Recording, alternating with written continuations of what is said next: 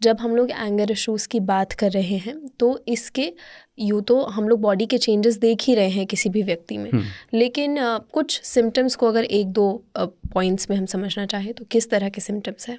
देखिए, जैसे मैंने स्टार्टिंग में बोला था, एक स्पेक्ट्रम है ये, मतलब बहुत आप देखेंगे कि बहुत स्मॉल इरिटेशन से बहुत आप इंक्रीज लेवल तक, जहाँ पर हिटिंग बिहेवियर तक आ जाता है, जब लोग गुस्सा बहुत ज़्यादा हो जाते हैं, तोड़ फोड़ भी करते हैं। तो सिम्टम वाइज आप देखेंगे तो पूरा स्पेक्ट्रम है, जहाँ बहुत छोटा सा इरिटेशन से लेके बहुत ज़्यादा इरिटेशन तक हो सकता है। ठीक है, आप उस मोड में आ सकते हैं जहां आपका डिसीजंस गलत होने लग जाएगा। आप उस मोड पे आ सकते हैं जब आप बहुत शाउटिंग करने लग सकते हैं। बेसिकली हमारे रिएक्शंस ही है जो हमने पहले डिस्कस करे कि शरीर में जो बदलाव हो रहे हैं वही एक तरह से हमारे सिम्टम्स की भी कतार में जाता है। ठीक है, इसके कॉजेस की बात करते हैं कि क्या कारण है हमारे जीवन में कि इन जनरल लोगों को, वैसे तो अलग अलग रीजंस होते हैं, पर्सन टू पर्सन डिपेंड करता है। मैं अगर ऑफिस में बैठी हूँ और मेरी किसी से बहस हो जाए तो मैं फॉर अ वाइल मैं उस चीज़ के कारण गुस्सा हो जाती हूँ। घर में पेरेंट्स के साथ अगर कुछ बात ठीक से नहीं हो पा रही है, रिलेटिव्स के साथ कोई तू मैं हो गई है, तो इसलिए गुस्सा आ जाता है। हम कॉजेज़ को किस तरह मेडिकली देखते हैं? देखिए, जैसे मैंने स्टार्टिंग में बोला था कि एंगर का आना वो एबनॉर्मलिटी नहीं माना जाता, पर हम अगर वो एंगर की सीवियरिटी बढ़ जाती है तो फिर वो एक एबनॉर्मल सिचुएशन हो जाती है। करेक्ट, जहाँ पर हिटिंग हो रही है। अब हमें ये देखना है कि क्या क्या कंट्रीब्यूटिंग फैक्टर हैं जो उसको एक माइल्ड एंगर से, जहाँ हल्की सी इरिटेशन हुई, थोड़ी सी तू मैं हुई, से बढ़ करके वो वहाँ पहुँच जा रहा है जहाँ हिटिंग शुरू हो गई, सामान फेंकना स्टार्ट हो गया, अपने आप को नुकसान पहुँचाना भी उसमें आने लग जाता है। तो हमें ये देखना है कि क्या कंट्रीब्यूटिंग फैक्टर्स हैं। कॉज बोलना एक डिफरेंट होगा। वी आर नॉट हम एक डिजीज़ थोड़ी ना ढूंढ रहे हैं, हम ये देख रहे हैं कि क्या कंट्रीब्यूट कर रहा है जिसकी वजह से एक नॉर्मल सा गुस्सा इतना तेज़ी से बढ़ गया कि बहुत ज़्यादा सीवियर हो गया।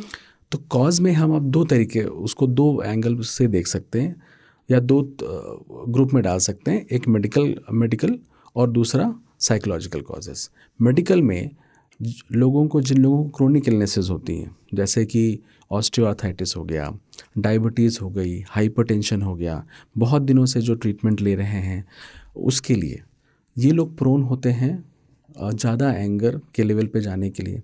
जिन लोगों को कार्डियोलॉजिकल प्रॉब्लम्स होती हैं, स्टेंट हुआ है, कभी ब्लॉकेज उनके पाया गया है कार्डियक में, ऐसे लोग भी ज़्यादा प्रोन होते हैं।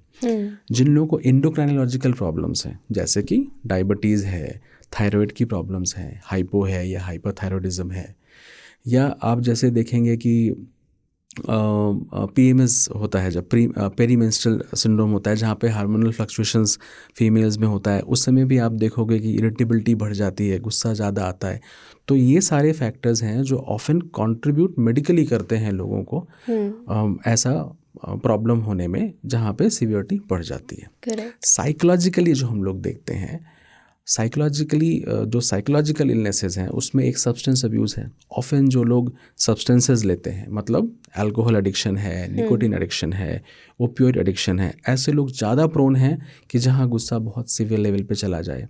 जिन लोगों को डिप्रेशन होते हैं, जिनको एंग्जाइटी के सिम्टम्स होते हैं, वो बहुत प्रोन होते हैं जहाँ पर एंगर हाई लेवल पे चला जाए। एक बहुत कॉमन जो ऑफन हम लोग डिस्कस करते हैं, और आपने भी स्टार्टिंग में बोला, एडजस्टमेंट डिसऑर्डर्स या एडजस्टमेंट इश्यूज़ होते हैं। कहाँ पर? ऑफिस में डिफ़िकल्टीज़ हो रही हैं, आपको रिलेशनशिप में इश्यूज़ हो रहे हैं, पेरेंट्स के साथ प्रॉब्लम हो रहा है, बच्चों को हैंडल करने में डिफ़िकल्टीज़ आ रही है। तो ये सारे आपको प्रोन बनाते हैं जहाँ पर आपका एंगर जो है शूट कर जाएगा। तो these are all contributing factor जहाँ पर हमें फोकस रखना है और जो हमें बताते हैं कि सिम्टम्स बढ़ने के चांसेस ज़्यादा हैं।